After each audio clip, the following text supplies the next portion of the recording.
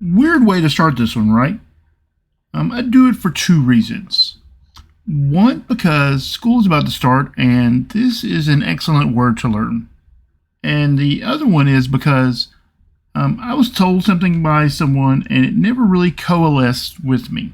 I was told that villages form as a random set of villagers, meaning that the list of villagers that determined the order that POI are claimed in was a random set. This flew right in the face of everything I had tested. Now, had this come from a random person, I probably would have dismissed it as nonsense and forgotten it. But it came from a trusted source, a big brain individual, Rufus Atticus, link in description. So in his code digging, he explained how villagers are formed through a random set of villagers. I'm here to tell you, he was right. Let me show you. Here I have a set of villagers. This is not a village, however, because as most of you know, that without a bed, there is no village. Now let me add this bed. And a random villager will link to it. This one right here on the end. Okay? Now let me show you what happens when I break that bed and I place it down again. He claimed it this time.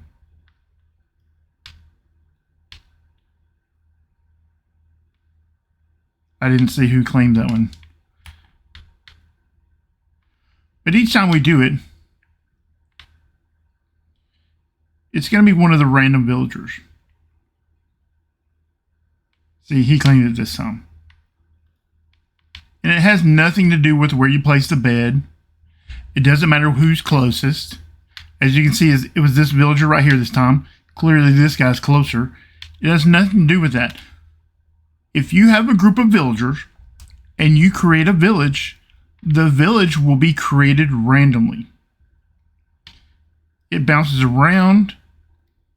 It can be any of the villagers in the group that are within range. So, I want to say that Rufus was correct. However, that's not the whole story, or I wouldn't be making a video, would I? Let me show you something else. Now, I just said that that wasn't the whole story, and it's not. What if I don't start with a group of villagers? What if I start with a single villager and a single bed?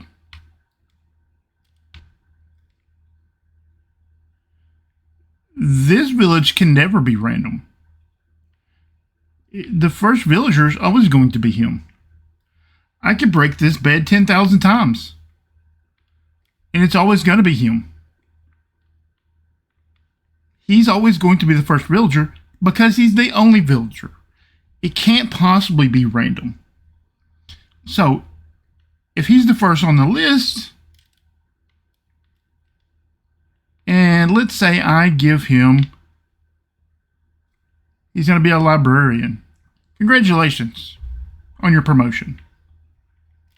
Now let's say I add villager number 2. And I'm like, you can just be a Fletcher. You can just make arrows and bows and stuff like that all day. Sounds fun. Probably doesn't pay as much as a librarian. Sorry about your bad luck, bro. So obviously, he's going to be the second one, right? We'll add a third villager.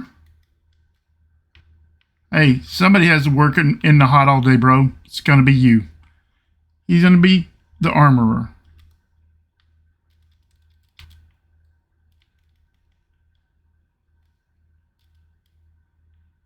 Smithing table. Right there. Toolsmith.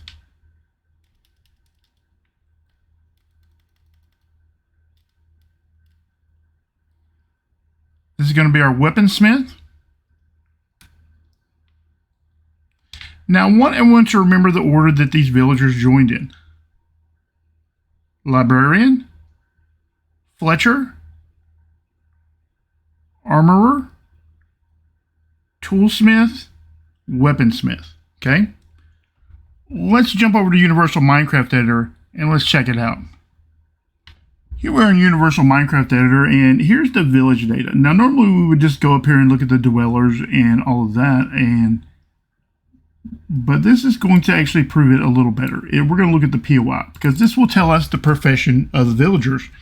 And this is the order that the villagers appear in. And as we all know, that the POI are far more important than the actual villagers, because claimed POI determine the size, shape, center, etc. of a village. We'll get into that in another video. So here we have the 5 villagers, right? And if you remember the order that we placed them down in, the order that they joined the villages, it joined librarian, Fletcher, armorer, toolsmith, and finally weaponsmith. So that's what we should see here in the data. So let's check out the first villager. And this right here is the bed. So that's actually a good sign. First villager, obviously we claim the bed because no bed, no village. So as we introduce the bed, that creates the village. So he's the first villager. And he's not a leader, and there's nothing important about him. He just so happens to be the first villager on the list. And as Rufus showed, it's actually a random order sometimes. So, and like I predicted, it's a librarian. See, so in the order that he joined the village, he's the first villager. And here we are at the second villager. And if our prediction is correct, he should be a Fletcher. And look, he is a Fletcher. This one should be, oh man, I'm struggling with this white screens. I wish there would be an update to this program, and I wish they would add a dark mode. That would be amazing.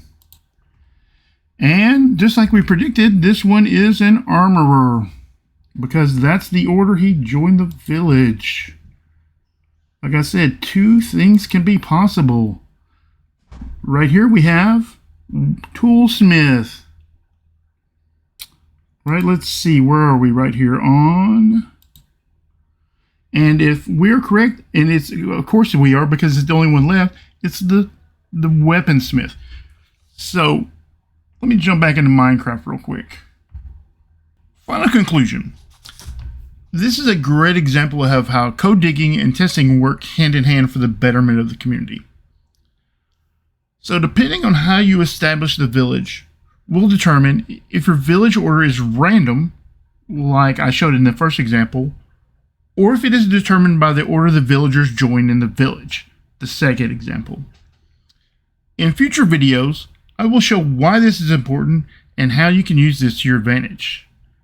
Thank you for watching and learning with me.